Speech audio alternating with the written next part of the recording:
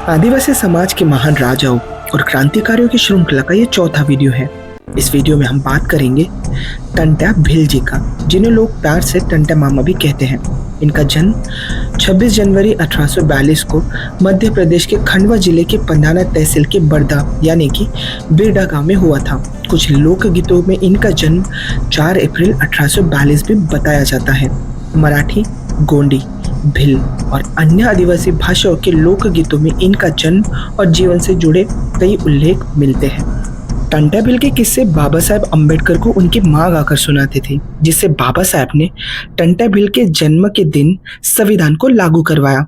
टंट्या भील एवं बिरसा मुंडा के अनुयायी ने बाबा साहेब को पश्चिम बंगाल से सांसद चुनकर संसद भेजा और उन्होंने संविधान बनाने का मौका मिला। टंट्या भील 1878 से लेकर 1889 के बीच भारत में अंग्रेजी और जमींदारों के खिलाफ सक्रिय क्रांतिकारी रहे। 10 नवंबर 1889 को द न्यूयॉर्क टाइम्स में छपी खबर में उन्हें रॉबिन हुड ऑफ इंडिया कहा गया। लोग उन्हें भारतीय रॉबिन हुड के रूप में जानते थे। कुछ विद्वानों ने उन्हें लिविंग गॉड यानी जिंदा भगवान और विश्व न्याय के देवता भी कहा है। टंट्या भील गरीब, शोषित और पीड़ित लोगों पर हो रहे अन्याय से बहुत दुखी थे। वे जमींदारों, साहूकारों और अंग्रेजों के चाटुकारों के खिलाफ खड़े हुए। उन्होंने अपनी खुद की अदालत लगाकर अत्याचारी लोगों को सजा दी। इसी कारण जमींदार और अंग्रेजी सरकार उनसे बहुत डरते थे। एक जमींदार ने टंट्या भील को पिता भाव से के जमीन मुट्ठी भर अनाज के बदल हड़प ली थी।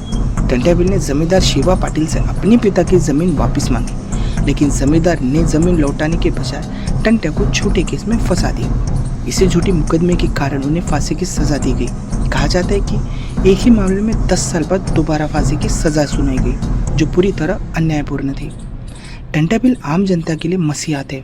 लोग उन्हें टंट्या मामा कहकर सम्मान देते थे, जबकि अंग्रेजी अधिकारी, धनवान लोग उनसे डरते थे। उन्हें पहली बार 1874 के आसपास गिरफ्तार किया गया था।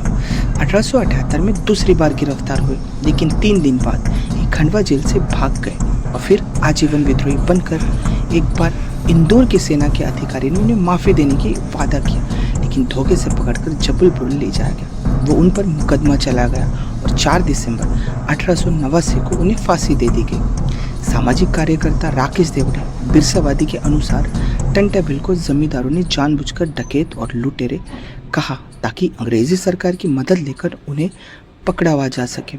असल में टंट्या भील अपने परिवार, समाज और आदिवासियों पर हो रहे अत्याचार के खिलाफ लड़ रहे थे। उनके परिवार के लोग भी अन्याय और शोषण का शिकार हुए। टंट्या भील के वंशज आज भी गरीब मजदूर जीवन जी रहे हैं और उनकी सरकारी योजना से वंचित है। गरीब किसानों और आदिवासियों के साथ हो रहे शोषण ने टंट्या भील जैसे महान क्रांतिकारियों को जन्म दिया। इस प्रकार एक महान आदिवासी योद्धा और न्याय के मसीहा को झूठे आरोप में फांसी दे दी गई।